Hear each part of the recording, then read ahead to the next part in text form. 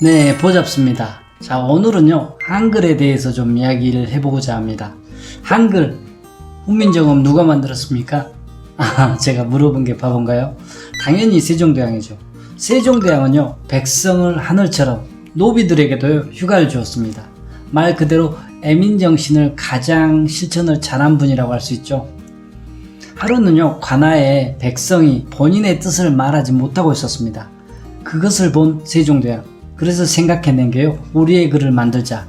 백성을 위한 글, 바로 한글입니다. 한때는요, 한글을 문창사를 본때에서 만들었다, 아니면 또 몽골에서 이렇게 가져왔다, 이런 말들이 있었습니다.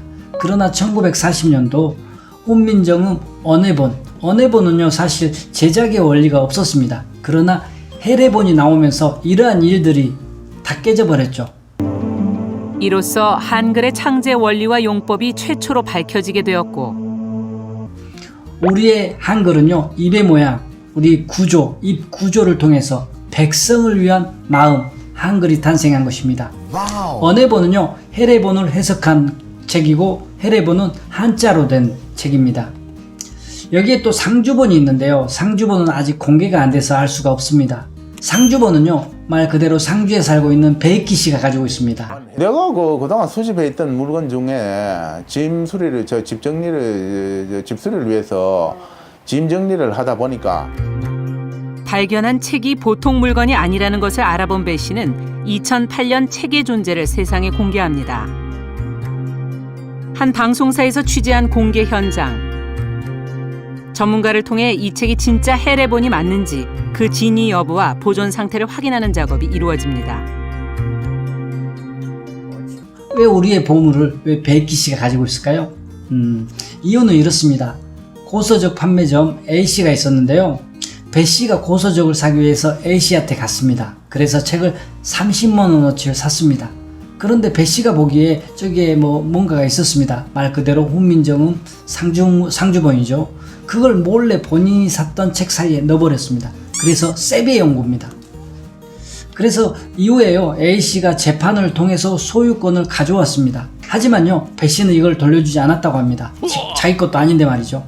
그리고 A씨는 돌아가시기 전에 이 훈민정음 상주본에 대한 소유권을 국가에 기증했습니다.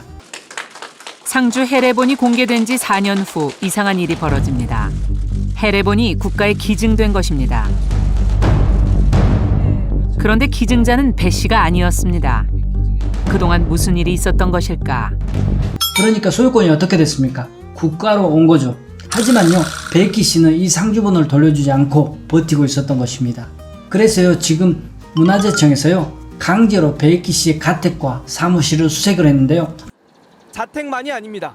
배 씨가 골동품 등을 모아놓고 운영하는 사무실도 수색했고, 심지어 사무실 인근 다방까지 뒤졌습니다. 해례본이 안에 있다, 그런 식으로 제보가 들어왔나 봐요. 뭐 혹시 나올까 하고, 해례본이 나올까 하고 막 뒤지고 막 안에도 뭐 뒤져보고 막 그랬었는데.